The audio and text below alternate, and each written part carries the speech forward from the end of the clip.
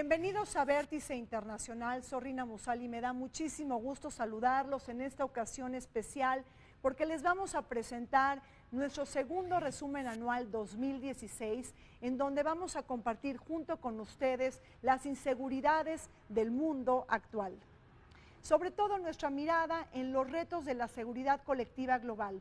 Hoy compartimos con ustedes el cambio de timonel en Naciones Unidas y la despedida de Ban Ki-moon, la inseguridad nuclear, así como la guerra en Siria y los dictados geopolíticos de las potencias centrales y regionales, además de los reacomodos que ha habido en el G7 y dentro de la OTAN.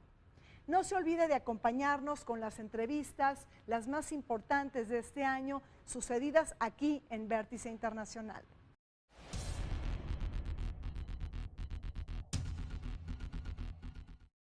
A lo largo del año 2016, Vértice Internacional estuvo atento al cambio de timonel en Naciones Unidas, la despedida de Ban Ki-moon y la llegada de un nuevo liderazgo encabezado por el portugués António Guterres como nuevo secretario general de Naciones Unidas.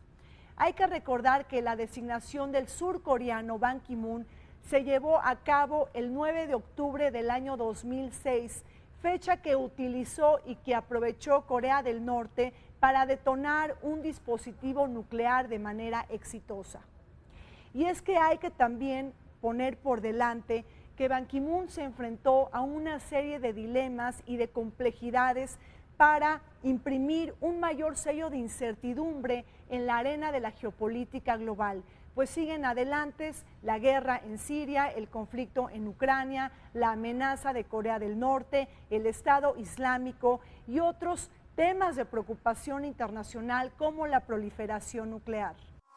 En un mundo cambiante, polarizado, en el que las fronteras han adquirido un sentido distinto y en donde las fronteras ya no definen los problemas las trascienden, el secretario general de las Naciones Unidas tiene que jugar en un permanente equilibrio con los actores tradicionales de la política, los jefes de Estado y con los actores no tradicionales que están apareciendo en el mundo contemporáneo, ¿no?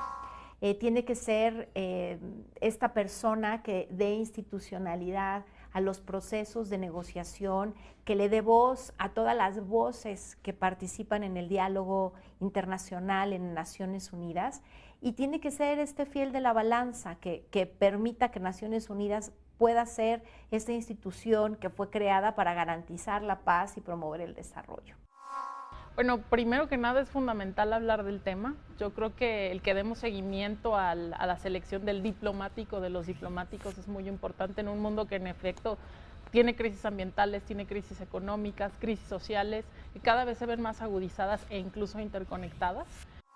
María Cristina, ¿nos puedes platicar sobre la importancia de ejercer el cargo de secretario general de Naciones Unidas? Ahí hay una frase acuñada que es muy interesante por el primer secretario general de Naciones Unidas, el noruego Trygve Lie, que él decía que se trataba del trabajo más imposible del mundo. ¿Por qué?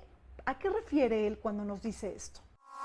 Uno de los problemas con la Secretaría General es que la Carta de Naciones Unidas no establece las características de la Secretaría General o lo que va a ser un secretario general. Es decir, se especifica que la Secretaría es el órgano administrativo de la institución, que es presidida por un secretario, pero hasta ahí. Y en realidad lo que hemos visto en la historia de los 8 secretarios generales que ha tenido la ONU es que mucho de su desempeño tiene que ver más con el estilo particular, con la personalidad. En este sentido, pues hemos visto secretarios muy comprometidos, como el segundo, Hammarskjöld, que murió en el cargo, estaba tan comprometido durante el proceso de independencia del Congo belga, que él personalmente hablaba con las partes en conflicto, y en un viaje que hizo en la actual Zambia, es donde se estrelló su avión, pues él pierde la vida. Y mucha gente considera que esto fue un atentado de parte de las potencias porque era un secretario tan activo que era incómodo para las potencias. Como asignaturas pendientes se apunta la reforma en el Consejo de Seguridad de Naciones Unidas, que sigue atrapada entre los intereses de las potencias industrializadas, es decir, miembros permanentes y con poder de veto de la máxima instancia de seguridad internacional, frente a los posicionamientos divergentes de las economías emergentes. Seguimos bajo la lógica de la Segunda Guerra Mundial con un Consejo de Seguridad que se resiste a ser ampliado y transparentado en su toma de decisiones.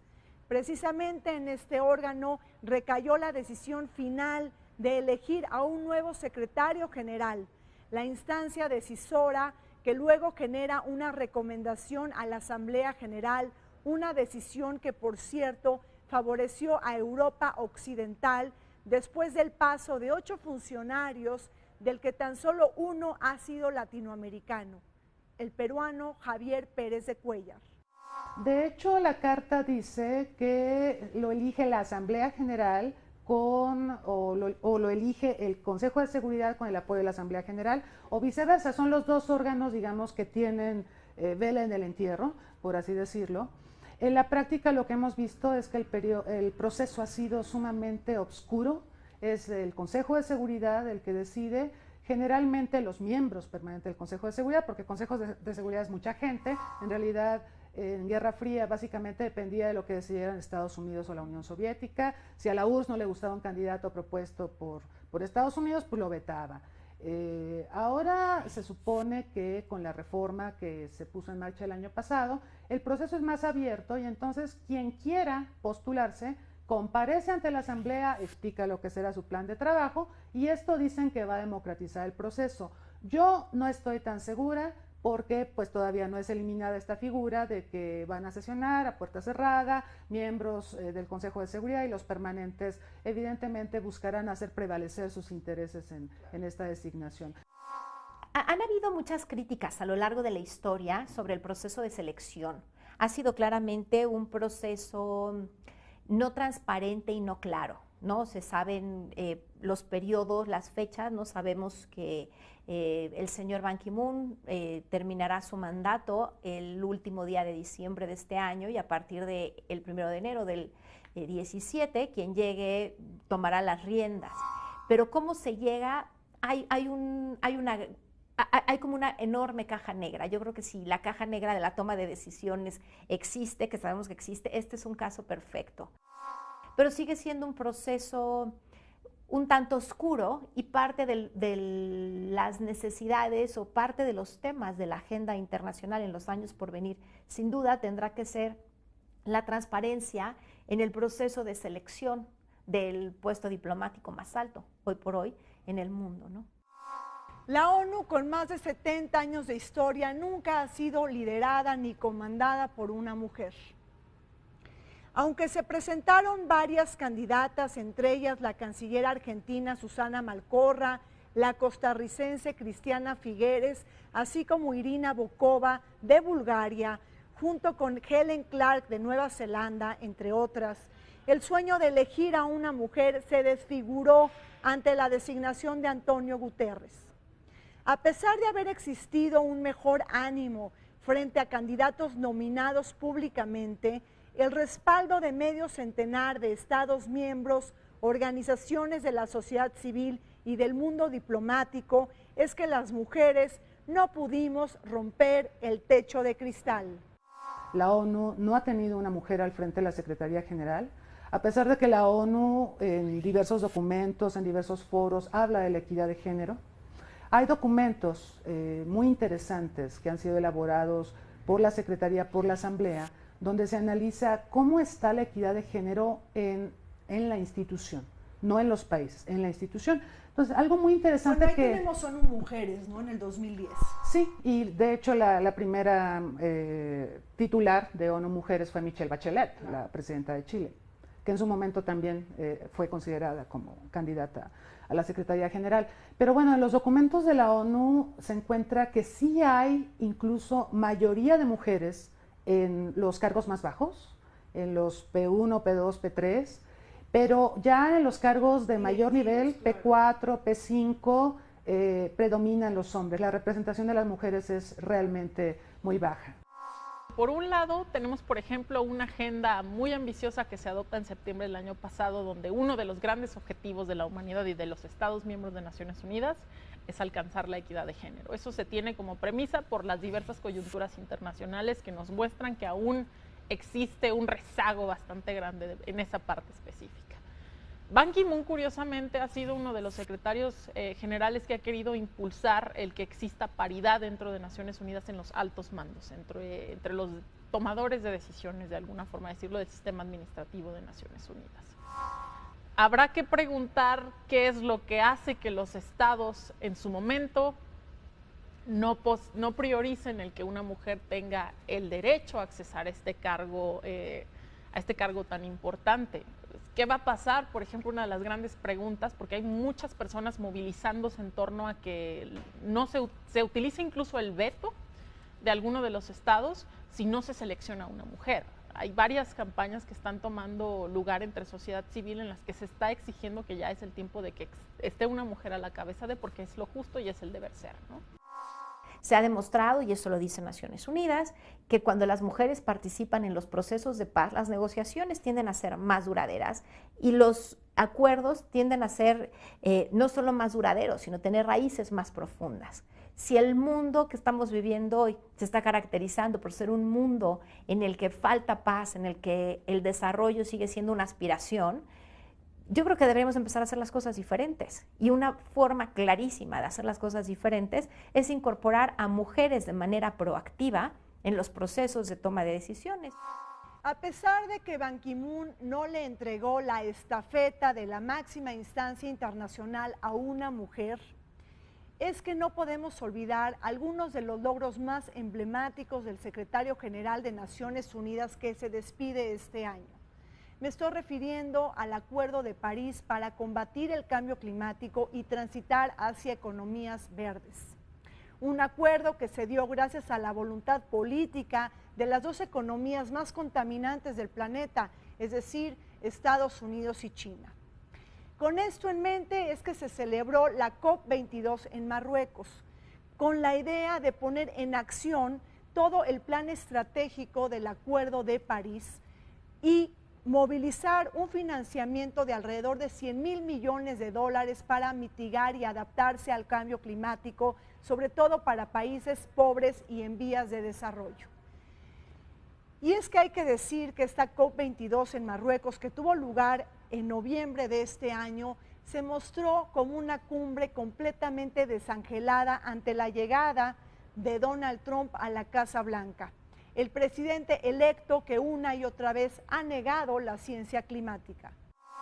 Ha logrado Ban Ki-moon impulsar una agenda verde muy importante, la Agenda 2030, que creo que hoy más que nunca le queda claro a todos los líderes y a los líderes del gobierno, a los líderes del sector privado, hoy que las alianzas sector privado y público son tan importantes, a los líderes de los medios de opinión, que sin una Agenda 2030 en la que jalemos todos parejo, el planeta se va a acabar. Ya no es cuestión de que querramos o no, es que ya no va a haber desarrollo sostenible ni sustentable si no jalamos al parejo. Y yo creo que él ha hecho un gran trabajo en generar esta conciencia, en establecer diálogos. No hay gente que dice, bueno, todo son palabras, ¿cómo lo vamos a hacer? Bueno, sí, pero las palabras construyen realidades. Y tenemos que empezar por generar, construir y definir con palabras lo que necesitamos y generar consensos alrededor de esas palabras. Y creo que el secretario Ban Ki-moon lo ha podido hacer muy bien.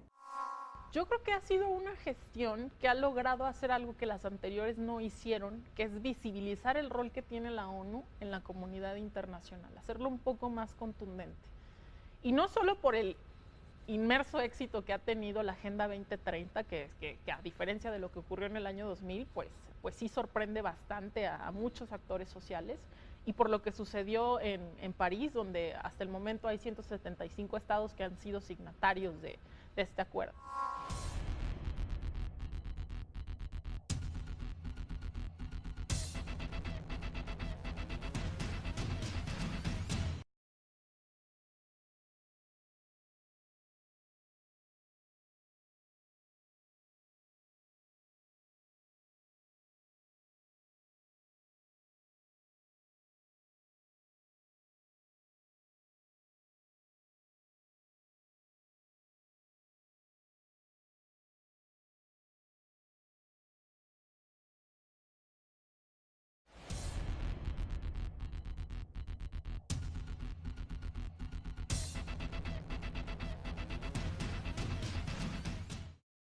Barack Obama se despide del poder ante la llegada de Donald Trump a la Casa Blanca.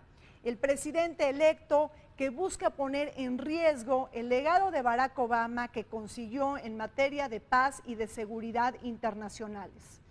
Sobre todo, hay una propuesta muy interesante y muy importante de Barack Obama en materia de seguridad.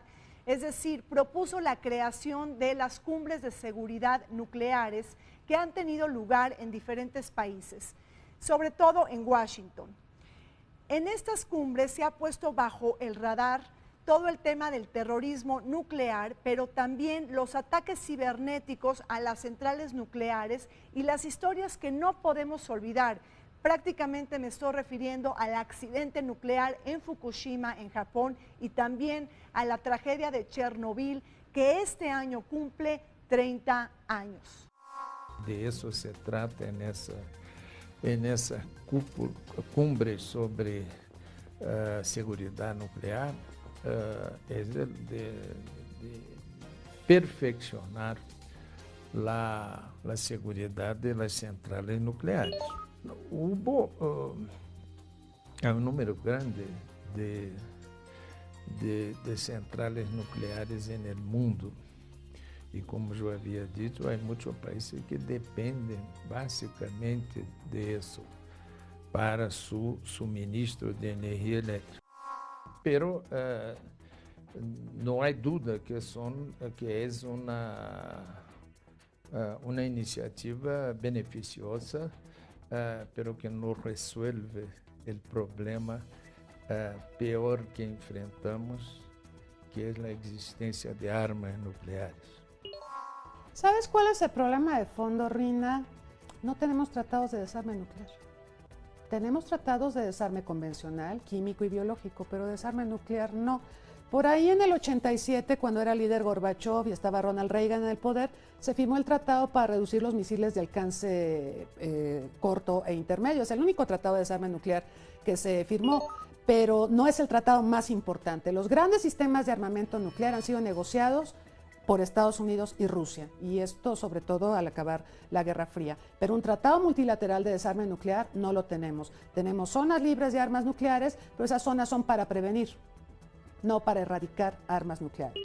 Aunado al hecho de que a nivel de Naciones Unidas tenemos la conferencia de desarme, que ha estado estancada y donde no se ha podido hacer ningún tipo de negociación en los últimos años. Todos los tratados de desarme importantes que se han negociado han sido fuera de la conferencia de desarme. Minas antipersonal, municiones en racimo y por supuesto el nuevo tratado START y todo esto ha sido al margen de la conferencia de desarme. En medio del realismo político y del conflicto entre potencias, se antoja urgente reducir al mínimo la cantidad de uranio altamente enriquecido y de plutonio, otro material que puede ser robado y utilizado para construir el arma nuclear. Justamente la nueva arquitectura de seguridad para frenar los intentos del terrorismo nuclear. Por otro lado, la comunidad internacional sigue preocupada por la proliferación nuclear. Como botón de muestra, el abandono de Corea del Norte del Tratado de No Proliferación, su controvertido programa nuclear y la bomba de hidrógeno que ha levantado las alarmas de Corea del Sur y del mundo occidental. Recordemos la autoafirmación de Corea del Norte como un estado dotado del arma nuclear en la Constitución del año 2012 y su política exterior provocativa y desafiante ante el mundo. Los analistas han estado evaluando realmente las capacidades, si realmente fue una bomba de hidrógeno, ¿sí? A diferencia de la bomba atómica, la diferencia entre fusión y fisión, ¿sí? En términos técnicos y químicos del uranio y el plutonio, en fin. Y los niveles del sismo que se generó fue una prueba exitosa, así lo anunció el gobierno de Corea del Norte, de una bomba de hidrógeno, ¿sí? Que es un avance tecnológico en función a la bomba atómica.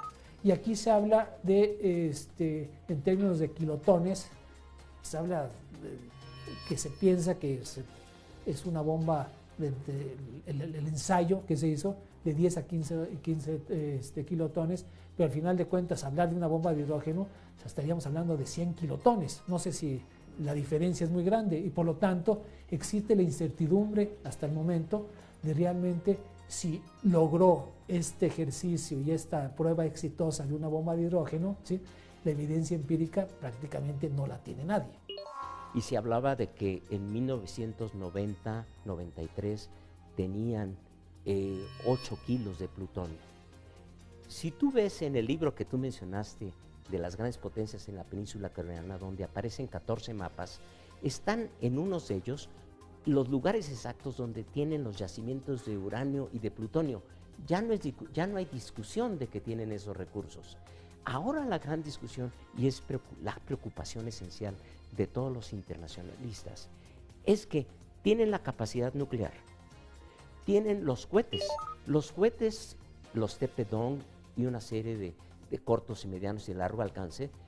El último tiene un alcance de 10,000 kilómetros. Si tú los lanzas desde Yongbyon o desde Pyongyang, tiene un alcance hasta la costa occidental de Estados Unidos, es decir, hasta la punta de Tijuana, es lo más cercano que nos podría llegar.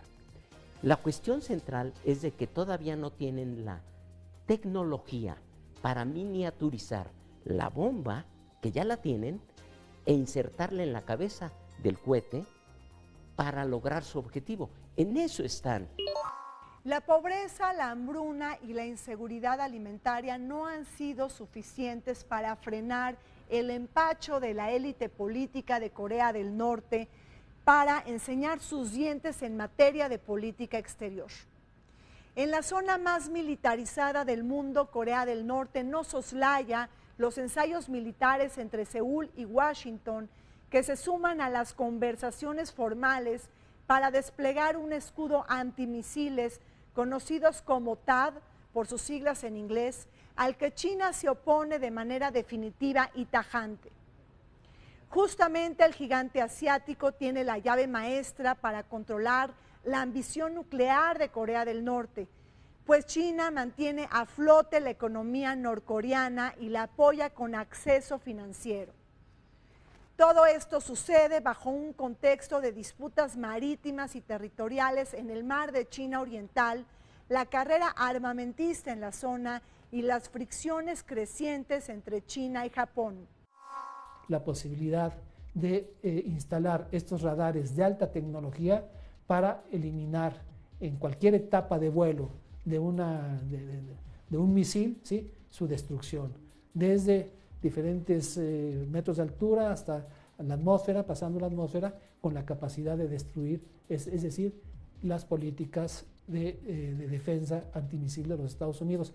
Y obviamente Corea del Sur, ¿sí?, ha sido un referente para esta estrategia de los Estados Unidos de instalar estos radares, y aquí ya entramos a la situación de la relación entre las dos Coreas, cómo han querido los propios coreanos, tanto del norte como del sur, ¿sí?, romper las ataduras de las grandes potencias que prácticamente las tienen, ¿sí?, condicionadas, y no pueden tener la libertad de promover estrategias de unificación de las dos Coreas o de acercamiento, y cuando van avanzando de alguna forma intervienen los intereses de los Estados Unidos o de China, ¿sí?, y de Rusia en este esquema, y no han logrado a los coreanos avanzar en una decisión de acercamiento y de articulación.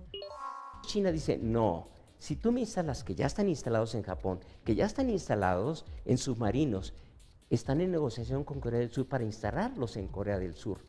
Pero entonces China dice, no, no es contra Corea del Norte, eso es una amenaza contra el territorio chino y una amenaza contra Rusia.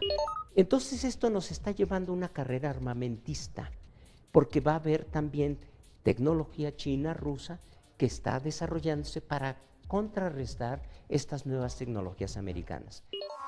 Durante este año 2016, Vértice Internacional también estuvo atento al rompimiento de relaciones diplomáticas entre Arabia Saudita y la República Islámica de Irán. En ese sentido, recordemos que Teherán se jactó de haber conseguido un pacto y un entendimiento nuclear con Estados Unidos y otras potencias del mundo occidental que hoy luce completamente cuestionado ante la llegada y la irrupción de Donald Trump en la Casa Blanca. Y es que hay que entender que esta catarsis diplomática entre Irán y Arabia Saudita tiene sustento en dos potencias regionales en ascenso, rivales y archienemigas, que de alguna manera representan las dos sectas distintas del Islam. Arabia Saudita como el máximo exponente del sunismo en el mundo árabe, así como la República Islámica de Irán, la cuna del chiismo. Los rencores y las tensiones que en el mundo árabe terminan por no desaparecer. Yo siento que la aparición de este acuerdo entre Estados Unidos e Irán ha provocado un recelo natural en Arabia Saudita, que está buscando también nuevas opciones, sobre todo porque el precio del petróleo se ha venido para abajo y definitivamente la Arabia Saudita está encabezando todo un movimiento en el Golfo Pérsico para que los países del Golfo no disminuyen su producción de petróleo, con lo cual bajarán aún más los precios del petróleo. El gobierno de Obama se ha dado cuenta que para combatir este tipo de grupos como Estado Islámico se necesita particularmente de la ayuda de Irán. Y para acercarse a Irán tiene que haber fricciones con Arabia Saudí, precisamente por esta alianza histórica que desde 1945 ha tenido Estados Unidos con Arabia Saudí. Y acercarse a Irán pues tampoco ha sido fácil, porque los iraníes, al estar en una zona tan vulnerable a estas intervenciones militares, pues ha tenido que echar mano de su programa nuclear para garantizar ese acercamiento con Estados Unidos. Y esto es el resultado del pacto nuclear, ¿no? El pacto nuclear lo voy a relacionar con la lucha contra el Estado Islámico, porque Irán aceptó coordinar algún tipo de operaciones en Irak particularmente, a cambio del reconocimiento de su programa nuclear. Y esto Arabia Saudí lo ve obviamente en términos de suma cero, en un juego de suma cero, porque a mayor influencia de Irán en la región del Golfo, es una influencia menor de Arabia Saudí en la misma región.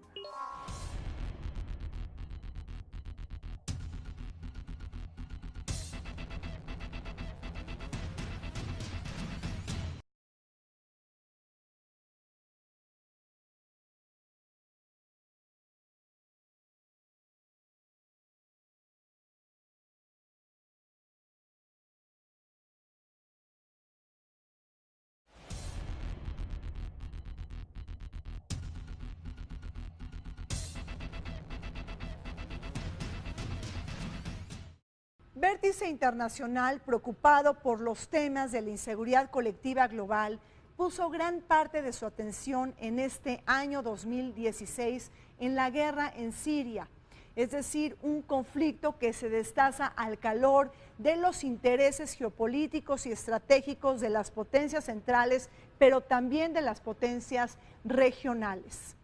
Ahí tenemos una crisis humanitaria con más de 7.6 millones de desplazados, 4.2 millones de refugiados que están repartidos en países vecinos como Líbano, Jordania, Egipto y también Irak. Sin embargo, otro giro estratégico del que Vértice Internacional estuvo atento fue la intervención terrestre de Turquía en la guerra en Siria, con el objeto y con el propósito de barrer y de contener al Estado Islámico. El Medio Oriente en general es muy importante por sus recursos petroleros, por un lado, pero también por su ubicación, que ha sido estratégica desde hace muchísimo tiempo, pero lo es todavía ahora a pesar de todas las tecnologías de las comunicaciones. Las grandes potencias mundiales que quieran ser potencias mundiales sienten o se imaginan que deben controlar al Medio Oriente para poder tener una influencia mundial. Y Siria dentro de este Medio Oriente ocupa una parte medular. Para las potencias regionales, tanto Turquía como Irán, Arabia Saudí, Israel, otras, para todas ellas Siria ocupa ese papel importante, no solo o no tanto por los recursos energéticos y económicos que tiene, sino por la ubicación geográfica estratégica con muchas fronteras. Ha recibido cientos de miles de refugiados sirios, tiene una frontera que es muy vulnerable y sobre todo que en una gran parte de esa frontera están asentados también los kurdos. Entonces está luchando en dos frentes, tanto para acabar con el autollamado Estado Islámico, como para combatir a los disidentes kurdos que quieren su independencia de Turquía. Esto es una madeja de grupos que se están moviendo y de gobiernos que están diciendo somos una coalición en contra de Daesh, pero es una coalición en donde cada uno de los actores tiene intereses específicos. Entonces, por un lado, Rusia tiene un interés en las bases energéticas, en los recursos energéticos, en el gas natural, se relaciona con Irán, pero al mismo tiempo quiere apoyar o seguir apoyando a Bashar al-Assad porque ese es el bastión. Ya no hablemos ni siquiera de socialismo, porque antiguamente podríamos decir en la Guerra Fría era el socialismo.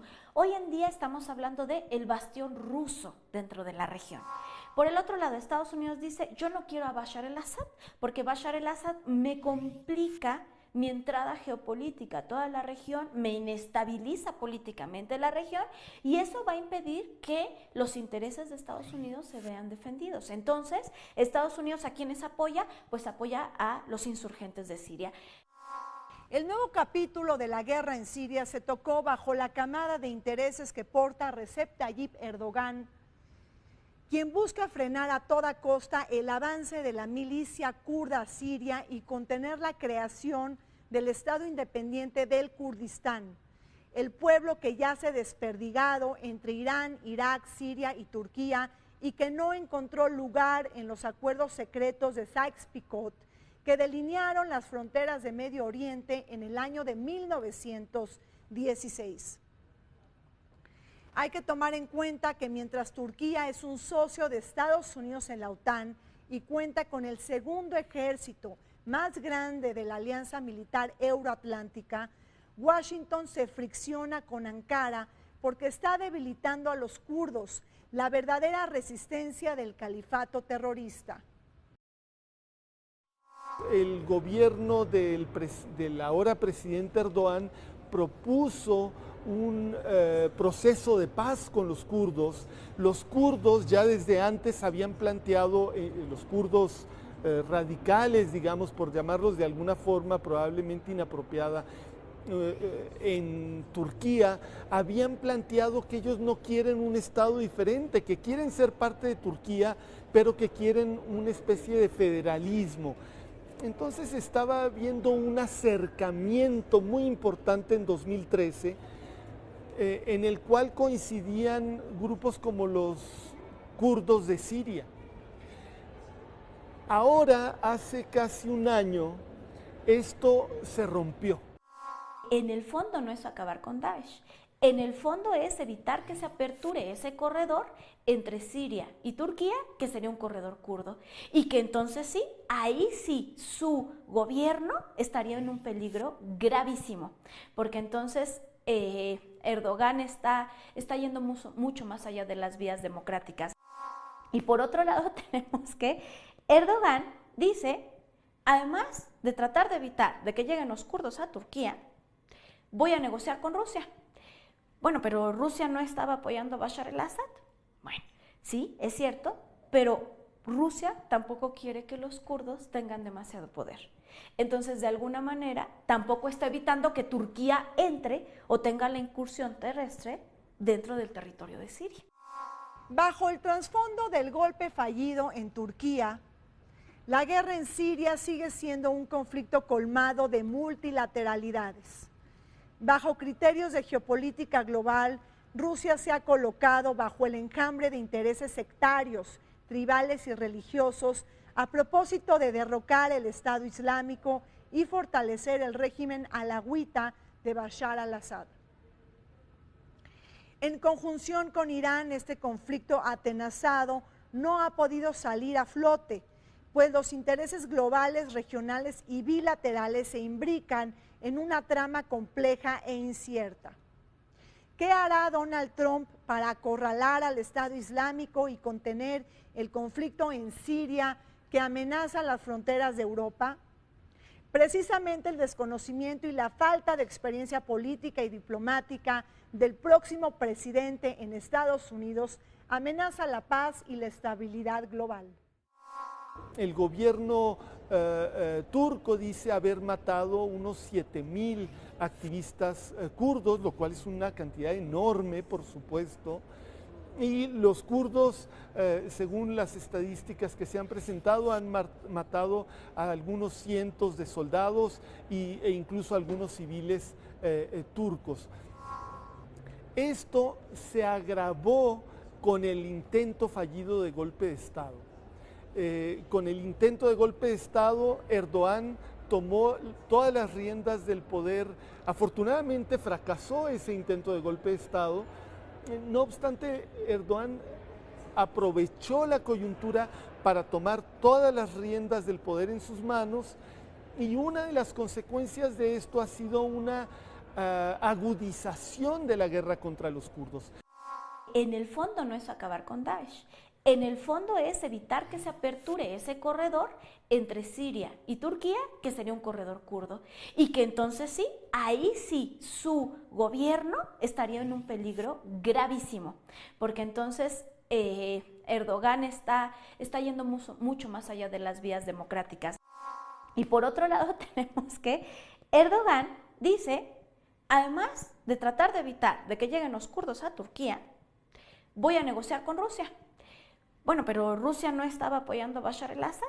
Bueno, sí, es cierto, pero Rusia tampoco quiere que los kurdos tengan demasiado poder. Entonces, de alguna manera, tampoco está evitando que Turquía entre o tenga la incursión terrestre dentro del territorio de Siria. En este año que termina Vértice Internacional, también pusimos nuestra mirada estratégica en los movimientos que ha hecho Vladimir Putin en este 2016. Así también hemos traído a sus hogares el 25 aniversario de la caída de la Unión Soviética y del mundo bipolar. Y es que Vladimir Putin, hay que decirlo, se ha convertido en el mandamás de la geopolítica global y ha sido un líder muy importante quien ha desafiado el orden postsoviético con agresiones a Abjasia, Osetia del Sur, la anexión de Crimea y todavía el conflicto que se vive en Ucrania. Gran parte de estas acciones están referidas y son producto de esta política de ampliación de la OTAN y de la Unión Europea que han pisado el talón de seguridad de Moscú. Todas las naciones de Occidente pues estaban de beneplácito porque se había terminado en primer lugar la Guerra Fría y Rusia venía a ocupar un lugar distinto dentro del concierto de las naciones.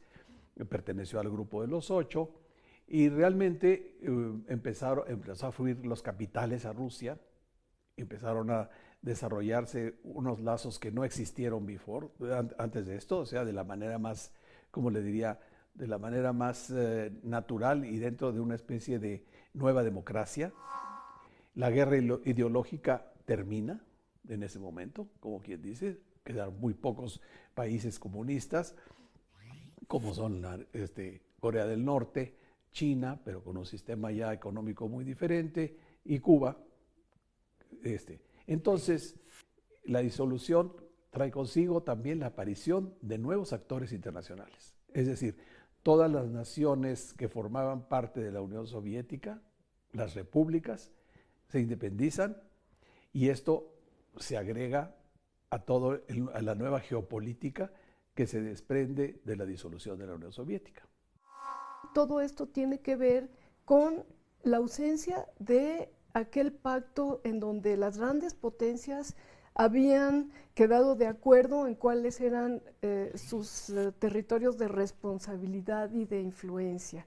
Y para Rusia como tal, la caída de la Unión Soviética significó el nacimiento de un nuevo país, al igual como sabemos de las otras 14 repúblicas, que tuvo aspectos positivos como el hecho de que ya Rusia no tuvo que sostener a todo el llamado campo socialista del bloque soviético, a las otras repúblicas. Para las demás repúblicas hay resultados diferenciados. Por ejemplo, para Ucrania, pues fue el momento para independizarse también como nación, con características propias, aspirar a entrar a la Unión Europea. Y por otro lado, para Bielorrusia fue más traumático, prefirió seguir con Rusia en una alianza, y para las repúblicas del Asia Central sí fue caótico porque Rusia mantenía estas repúblicas porque era la república más fuerte, más rica en recursos naturales, en petróleo, en gas, y el nivel de vida de estas repúblicas era mucho mejor durante la Unión Soviética. То есть мы сейчас являемся свидетелями вот этого процесса, и как он идет очень непросто. Вместо Советского Союза возникло 15 независимых отдельных государств. Говорить во внутреннем плане, это, во-первых, была смена исторических систем, эпох. Вместо социалистической системы производства пришла рыночная экономика. Вместо руководства страной одной партии пришла многопартийная демократическая система. А брать, если гуманитарный аспект, получилось так, что практически 25-30 миллионов русских в один день они оказались чужими людьми, они оказались иммигрантами. Потому что они оказались в тех новых республиках за пределами России. То есть это практически была гуманитарная катастрофа. Даже сегодня в России до сих пор идут споры, был ли распад Советского Союза неминуемым, или его можно было избежать.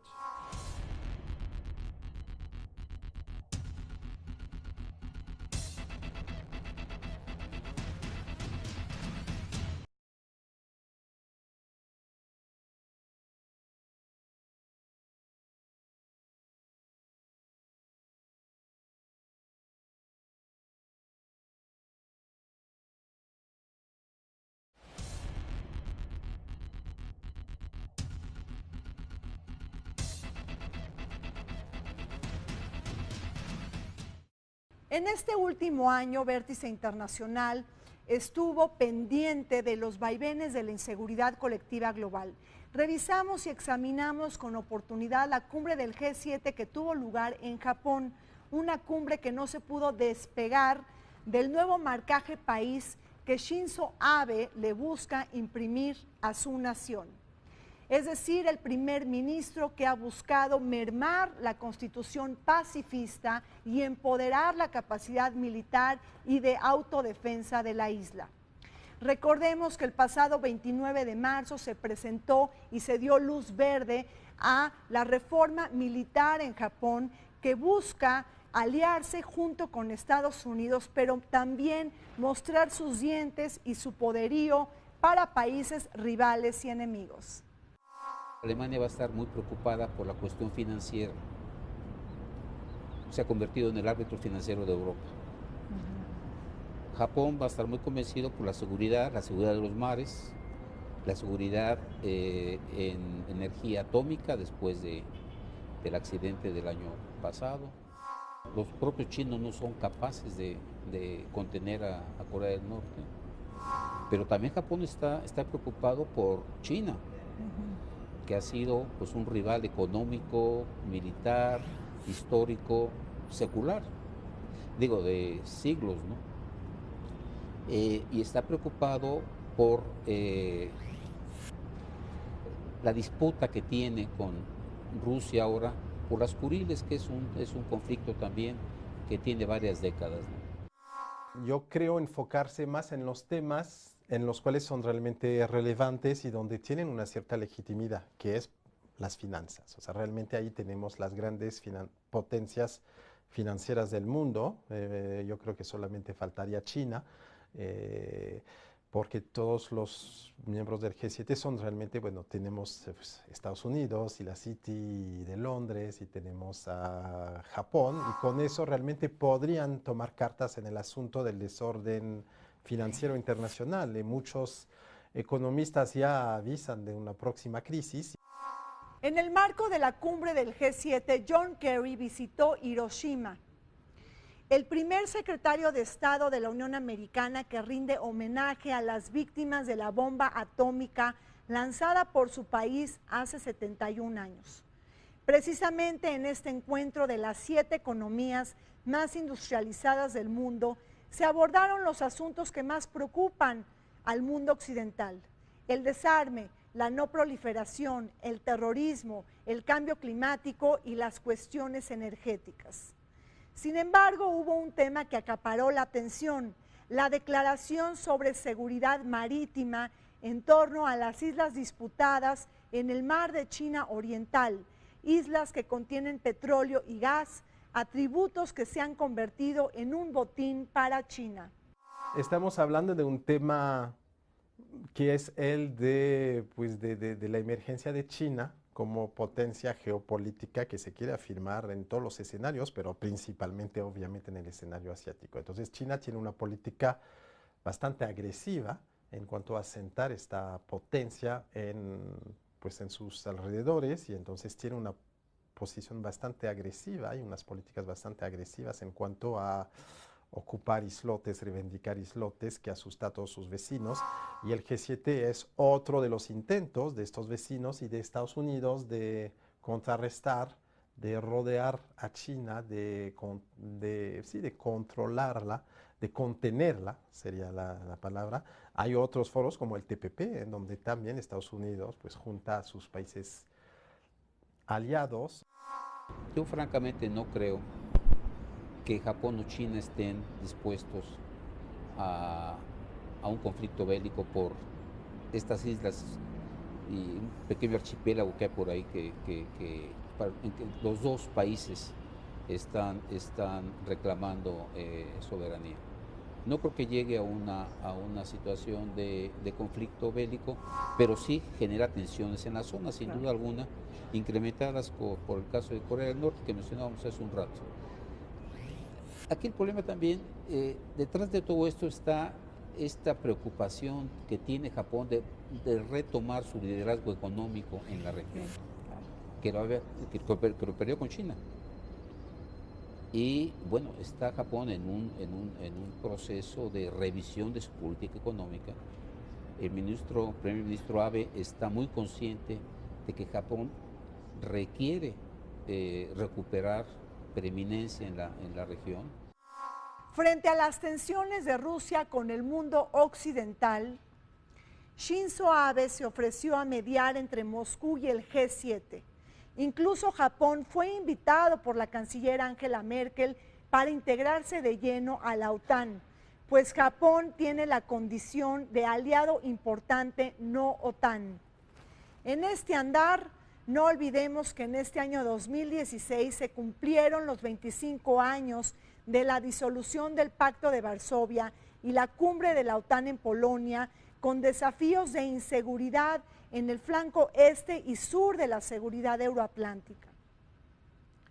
Mientras que países como Lituania, Letonia y Estonia enfrentan los retos del expansionismo de Vladimir Putin, otras naciones de la Europa mediterránea intentan voltear la mirada de la Alianza Atlántica hacia el yihadismo terrorista, la guerra en Siria y la crisis de refugiados e inmigrantes. La OTAN debería haber desaparecido igual que el Pacto de Varsovia cuando la Unión Soviética se derrumbó, porque se generó la OTAN junto con el Pacto de Varsovia precisamente en la Guerra Fría, cuando Occidente quería contener la presencia de la Unión Soviética después de la Segunda Guerra Mundial. La Unión Soviética llegó hasta la mitad de Europa, se creó todo el bloque soviético, la mitad de Alemania casi quedó en la parte del bloque soviético, y sin embargo en 1991, cuando implosiona la Unión Soviética, entonces Gorbachev hablaba, y también Yeltsin, de que ya no había un peligro de contención porque Rusia, después de la desintegración de la Unión Soviética, la heredera de las armas nucleares, y del armamento en general del bloque soviético, decidió que iba a entrar al sistema capitalista mundial y que ya no había un peligro de confrontación. La Alianza Atlántica es una organización que tiene 67 años de vida, entonces los últimos 25 años es una parte importante, pero no es toda la historia de la Alianza Atlántica. Si vemos esos 67 años, obviamente la Alianza Atlántica, la OTAN, vivió una evolución, vivió unos cambios muy importantes, pues ajustándose realmente a los cambios en la realidad internacional. Pero yo creo que es importante subrayar en este contexto que la esencia de la Alianza Atlántica permaneció. ¿Cuál es la esencia? Garantizar la seguridad y la integridad territorial de los países miembros de la Alianza Atlántica.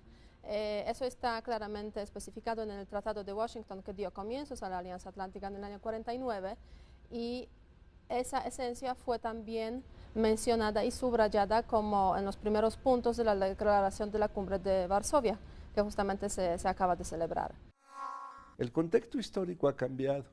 Ya la OTAN no confronta la Unión Soviética ni confronta la ideología, confronta otro tipo de temas que son mucho más severos, temas que provienen de la periferia inmediata, de la geopolítica inmediata, del desarrollo de la cibernética, no desde el punto de vista de la creatividad, sino desde el punto de vista de la destrucción, del desarrollo de nuevas armas nucleares capaces de golpear con una precisión impresionantemente increíble, y también con unos problemas que provienen del terrorismo, pero del terrorismo de lo que en la OTAN se llama el mundo del sur, es decir, Siria, el Medio Oriente, y también el tema de la migración. El llamado Brexit o la salida del Reino Unido de la Unión Europea cayó como balde de agua fría para la OTAN, esta alianza militar euroatlántica que ha buscado ampliar su cinturón de seguridad hacia países de Europa del Este y que ha generado un rechazo total por parte de Vladimir Putin. Sin embargo, para Vladimir Putin, una bocanada de oxígeno fue el Brexit, porque para el mandamás geopolítico a él le conviene una Europa dividida, dispar, heterogénea y en constante crisis, porque esto ahuyenta a sus provincias y repúblicas exsoviéticas a acercarse a la OTAN y al mando geopolítico de la Unión Europea. Pero bueno, en este año 2016 también cerramos con un nuevo futuro para la geopolítica global, la llegada de Donald Trump a la Casa Blanca, y quien va a sellar un nuevo capítulo de las relaciones entre Rusia y la Unión Europea, además de una relación que ya ha rechazado con la OTAN el presidente electo, que ha criticado una y otra vez a esta alianza militar euroatlántica. En la práctica, pues la Alianza Atlántica tiene 3 instrumentos claves para disuadir, porque es una alianza que no quiere atacar, es una alianza que quiere defenderse en caso de un ataque o de una amenaza. ¿Cuáles son esos 3 instrumentos? Obviamente las fuerzas, las armas nucleares, primer instrumento, que es un fuerte poder disuasivo. Fuerzas convencionales, las fuerzas armadas de cada país miembro de la Alianza Atlántica, y finalmente el tercer instrumento es el escudo antimisil que se está construyendo. O sea, son, como se puede decir, es la respuesta a las amenazas convencionales, tradicionales, que normalmente surgen, existen y siguen existiendo en el mundo actual. Pero aparte de eso, pues tenemos toda una gama de amenazas no convencionales, como por ejemplo el terrorismo, que sí está afectando a diferentes países miembros de la Alianza Atlántica. Pero esta globalización de la OTAN tiene otros efectos, porque la OTAN está en Afganistán, Claro, la OTAN está en Irak, en el Cuerno de África. está en el Cuerno de África. Entonces, ¿hasta dónde quiere llegar esta política que se anuncia como una política de paz, de cooperación, de defensa colectiva? ¿Hasta dónde quiere llegar y hasta dónde le interesa a Rusia que llegue esta política? Vemos cómo se ha expandido aún más al grado de que llega a las fronteras con Rusia y esto desde luego preocupa mucho a Rusia también, y pues lo que vemos es que la Alianza Atlántica está tomando visos de pues una alianza global que no solamente tiene ya una presencia defensiva, sino que es una presencia global que se ha convertido además en ofensiva. Muchísimas gracias por su atención y compañía. Soy Rina Musali y los esperamos en el tercer resumen anual de este 2016 en Vértice Internacional.